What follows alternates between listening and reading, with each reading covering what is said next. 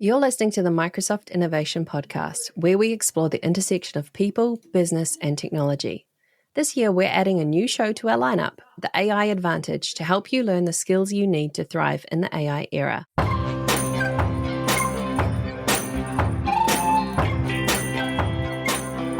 Welcome to the MVP Show. My intention is that you listen to the stories of these MVP guests and are inspired to become an MVP and bring value to the world through your skills. If you have not checked it out already, I do a YouTube series called How to Become an MVP. The link is in the show notes. With that, let's get on with the show. Today's guest is from Denmark. He works at Delegate as a managing specialist. He was first awarded as MVP in 2022. He has got the nickname of XRM Tooling Wizard for creating developer tools. His goal is to bring best practice from both the academic and the real world into the world of business applications. You can find links to his bio and social media, etc., in the show notes for this episode. Welcome to the show, Magnus. Thank you. Excited to be here. I'm pleased to have you on. I remember observing you at MVP Summit. I call you the flashest dressed MVP in the game. You always look smart, put together, on point. I always feel comfortable in a suit. I come from a consultancy background, and it's sort of part of the uniform. And of course, if you have off the rack suits, it's not as comfortable. But I have tailored suits, so it's comfortable in any weather at all. So yeah, very, very classy. Tell me about food, family, and fun. Oh, food. I love food. Like just any food at all. My favorite food is just buffet. If you ask anyone, they'll tell you how much I slaughter food. I've had a lot of issues with that. When I was pretty inactive, I gained some weight. But during my paternity leave, I walked a lot with my daughter, and I think I lost 10 kilos or something like that. Yeah. Just walking. I walked 600 kilometers in. You're American. What is a kilometer? But 600 kilometers in like 2 months or something. Kilometers works. I'm not American. I'm Kiwi. So we are in kilometers. So perfect. That's perfect. Nice. Wow, that's a lot of walking. And yeah, I have my wife. We met in high school. So stuck with her ever since. Still love each other for some reason. We're insane like that. And our daughter just turned 1 year, just a week ago. Very cool. Very cool. I love Denmark. Yeah, I love it as well. I just don't want to leave. So my wife and I were in Denmark, and we had an Airbnb, and we did a design thinking exercise on the wall to set out where we wanted to be in the future. And we put up all our dreams, aspirations, desires. We'd been traveling the world for some time at this point. We recently went and looked at the photos that we'd taken in that Airbnb. Every one of our dreams have come true. Every one of the things we didn't own any house, property, land. We didn't have children. All the things that we desired in our careers and everything came to pass that we put in our 5-10 year vision that we put up in that Airbnb in Denmark, in Copenhagen. Crazy. So just the atmosphere created it's the atmosphere, man. It's a great city. I got 2 nephews that are Danish. My brother married multiple Danish women over his life. He seemed to have a taste for them. And so, I've got 2 Danish nephews. They'd be in their late 20s now. One's in the military there, and the other one's into audio production. But yeah. So I do have a connection to Denmark. Tell me about how you got into tech. So I originally thought, when I was in, 9th grade or something, that I was going to do a lot with money and finance and so on. But then there was this high school teacher in the first year of high school that showed me I could do websites and build them on my own. And I was gaming a lot back then. 12, 14 hours a day in World of Warcraft. So having a job that you can do on your computer sounded perfect for me. So began building websites for small businesses, began building apps and so on. And things just rolled from there. Became a Dynamics developer during my university studies and began building tools from there. And just stuck with it ever since. So when you say Dynamics, are you on the F&O or CE side? CE side, yeah. A funny thing about that, though, I've never touched a first-party product in my life. Wow. So you just do model-driven apps. So you use a clean Dataverse. Perfect. It's I love that. Tell me about XRM Tooling Wizard. Yeah. The idea was just, I saw everyone who had some fancy name, and then I thought the people that I saw who built tools, they built, one or two. But at that point, as a student, I had built one, and I was maintaining 3 others. So, I mean, I thought I could grab that. And then later on, I just dropped the tooling part of it because, I mean, I knew a lot about the platform anyway. So, I mean, I loved Harry Potter, and XRM Wizard seemed fine. So I love it. Yeah. I love it. I also didn't use LinkedIn for anything at that point. So my LinkedIn tag is also XRM Wizard. I don't know when that's going to bite my ass at some point in 40 years or something, but I think it's very cool. I mean, you can change it at any time. And so, when you look at what you do in the community, kind of what are you known for? What do people come to you for? Deep technical knowledge, I would say. So the tool that I've built is just a copy of Dataverse, basically. So it, like fake XMEC, it knows how to run business logic from Dataverse locally, so developers can test stuff without contacting a real environment. And in that, I have had to experiment a lot with what Dataverse can do and all the quirks and so on. So of course that gains you some knowledge. Like I've built an interpreter for the old classical workflows so they can run locally. That was a lot of fun, pulling out the definitions of the workflow and looking at how it works and so on. So when you did that, did you kind of, because that was built on Windows Workflow Foundation, right? So do you have a local instance of that running? Are you using that, or did you create a full new version? Just create my own custom interpreter in C#. So taking that SAML definition, compiling it over to some classes. In academia, you would call it an abstract syntax tree. And then you run an interpreter on that. And then you have an interpreter. It took 2 months to build, as my part-time stuff doing as a study.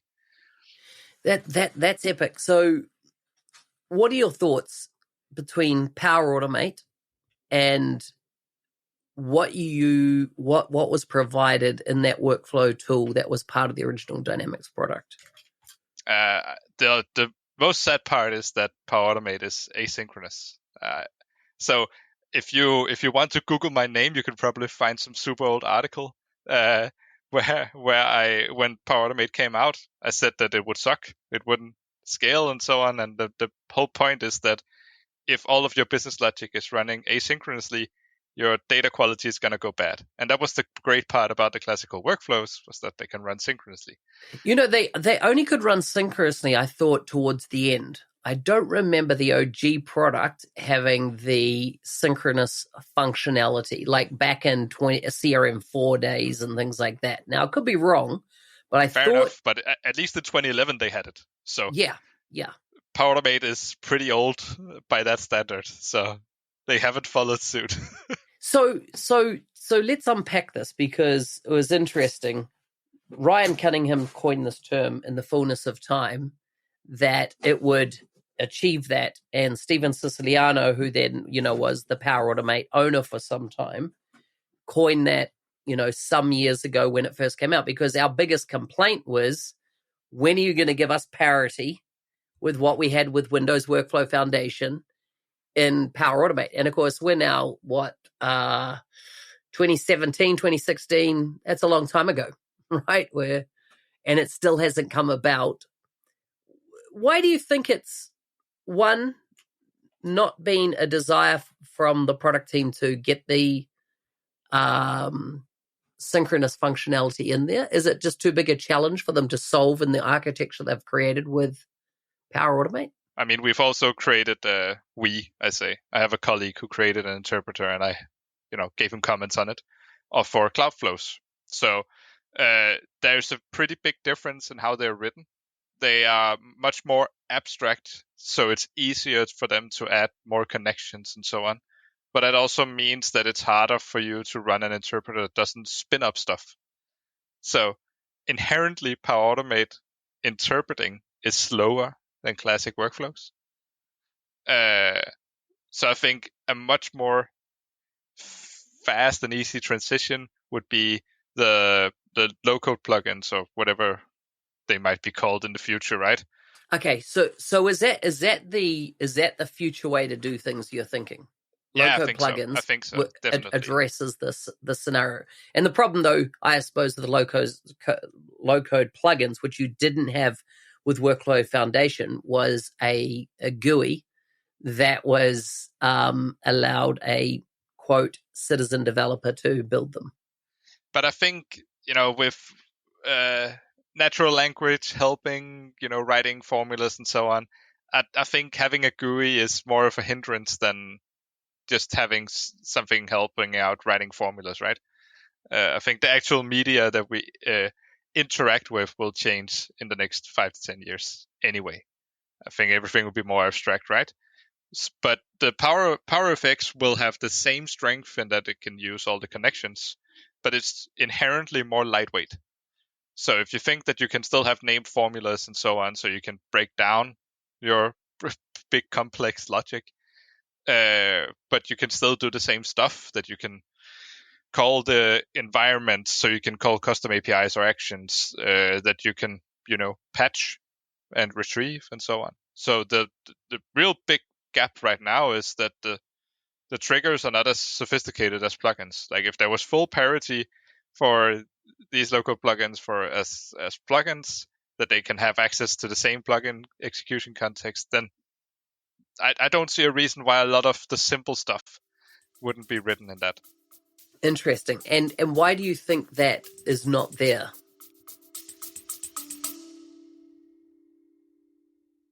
Dynamics Minds is one event you don't want to miss. Microsoft product managers and industry leaders from all over the world converge in Slovenia to explore the latest in Dynamics 365, the Power Platform, and Copilot. Expect 3 days of in-person community connection, trailblazing insights, and a location sure to inspire our creativity. Early bird tickets are on sale now, and podcast listeners get 10% off by registering via the link in the show notes. Hope to see you there. I just think it hasn't been a focus. I mean, you must also have realized that as well as everyone who's listening, that AI has been a great focus. I think everything that was on the board 2 years ago has been pushed.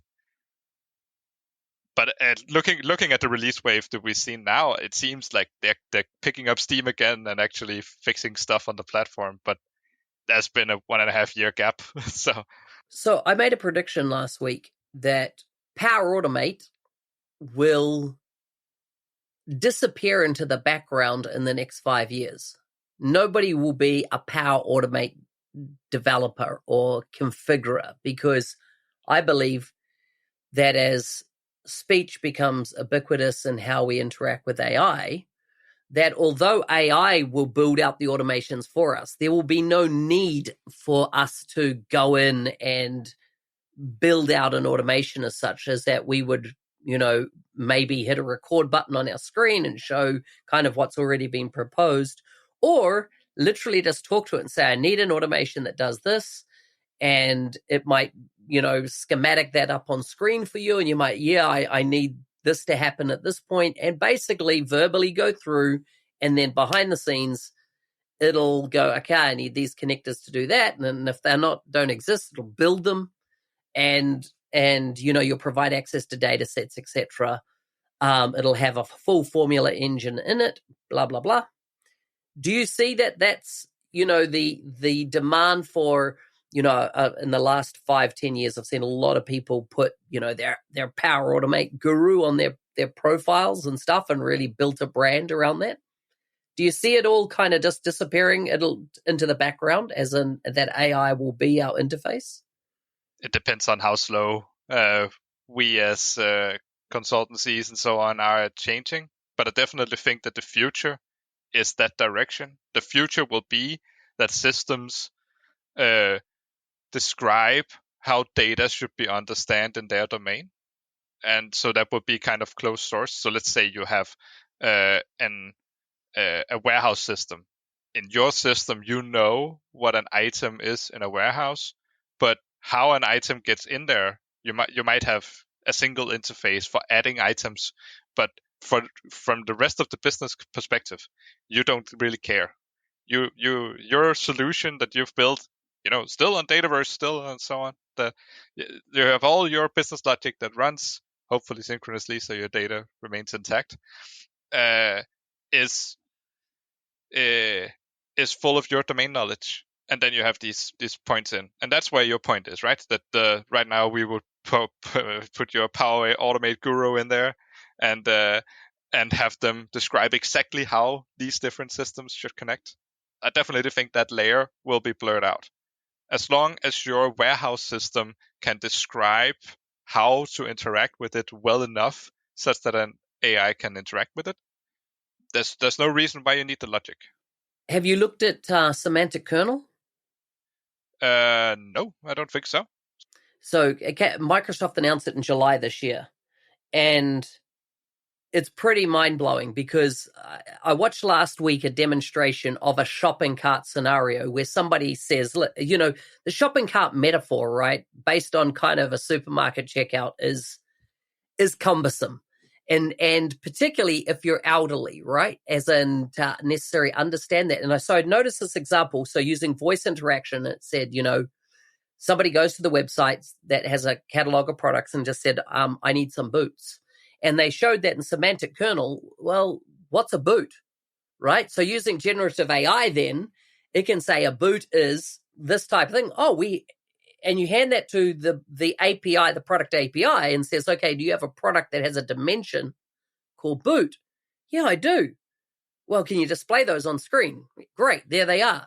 I want a black boot. Well, it has no concept of black, yellow, green, but we can go, hang on a second, what is black? And generative AI goes, well, black is a color.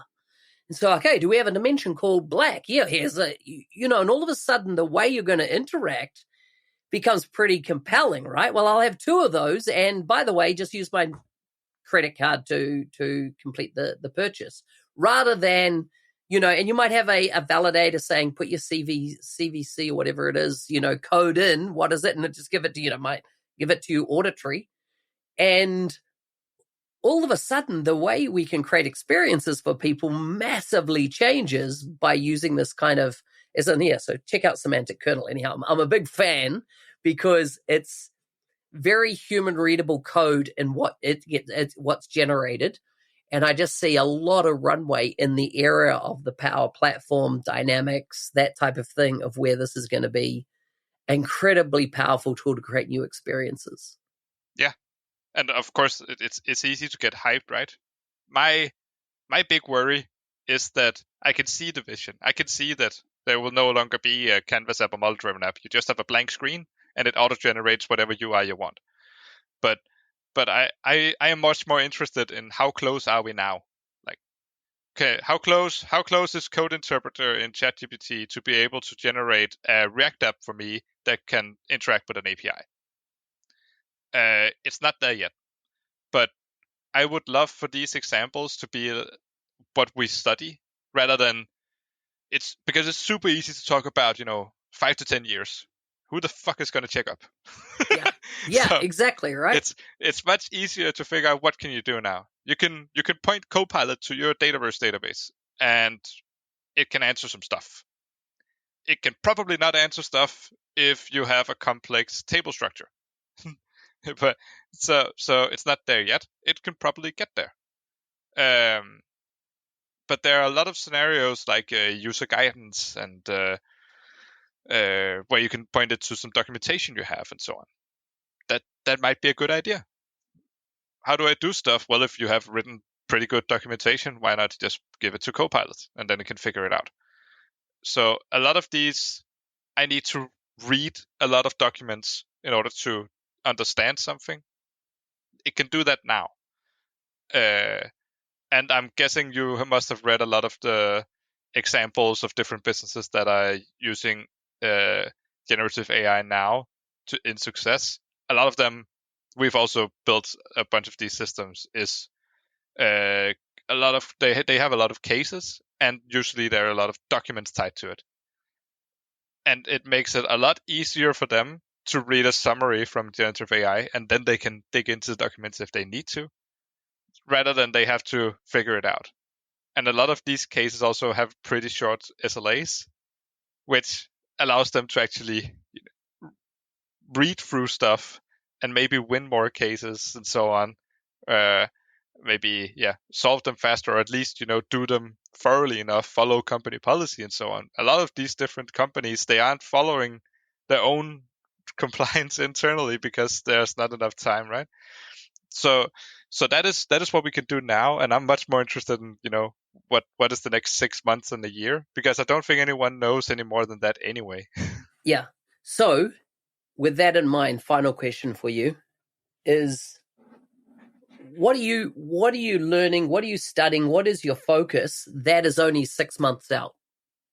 Right now, it is a lot on how we can do so that it's not AI focused at all. Actually, it's how we can get to the actual treat your environments as cattle and not kittens story. So Microsoft has been pushing this narrative a lot, that they want you to spin up environments whenever you create a new feature and then merge it in and then deploy it. But the story hasn't really been there. But I do believe that in the next 6 months to a year, we will get to that point. And I can do my part from community tooling, that a lot of community tooling right now needs an environment to run. But if the stuff that is stored inside of your version control is good enough, in a good enough format, then we can also point to that instead. And if the act of spinning up new environments becomes faster, if we can configure them correctly, then it becomes much faster and safer to be a lot of developers on the same team. So right now, I'm on a project where I think we are 15, 17 developers on the same environment, right? And we are stepping on each other's toes. We have reduced the stumping a lot because we can do local testing and so on, but we're still creating these fields on the same entities that will just cause problems. So that is my focus. I want environments to be cattle. How do you solve that? Because what you just described there, I can remember in CRM 4 days that being a problem. In this case, it would be 3 different Microsoft partners working with the same customer, and you would get this overwriting happen of solutions or customizations built in the system, being the last person in wins type thing. And it would create problems. How far down the solved path are we? We will be far down soon. So the reason I can't say specifics is that it's a private preview running right now, but it should have been announced last week. I think so. So it's out soon. It's the new Git solution structure, right? It's in the release wave, so we can say that much. But that story will become much better. And previously, it's only been a demand from a developer point of view because we know better. I mean, get off my high horse and so on, but we know how software development can be done in parallel because we have version control and stuff like that. And if that story gets better from a platform point of view, and it becomes easy for people who just sit inside Make, then the storytelling gets better at least. And it's also something I will talk about in the new year at different conferences, because it is such a pain that you can't be many developers on the same project, right? And just that the last part that I don't expect Microsoft to fix is just the community tooling part. If we have a good enough story that matches what Microsoft is doing, then we'll also keep investing in it. That's how it's always been.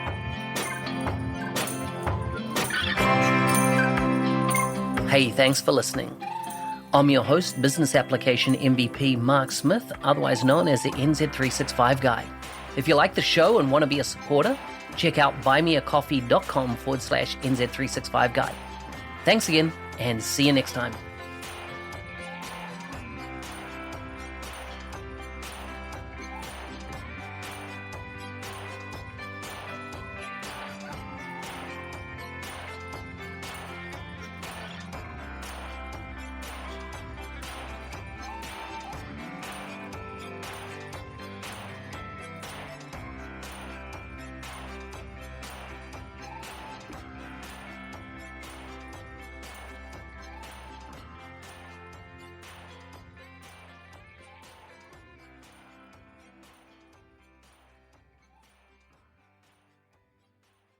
Are you ready to accelerate your career in the Microsoft ecosystem?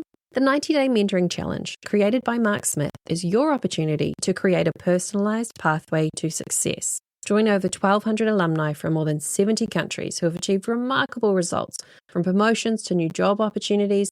Take it from Nathan, who said, "Since completing the 90-Day Mentoring Challenge, I've become an MVP in business applications and doubled my income." Or from Parves, who shares, "I've never felt as inspired or energized about my career as I do now." Sign up at arcor.nz365guy.com. You can find the link in the show notes. And if you use the code podcast, you'll get 10% off.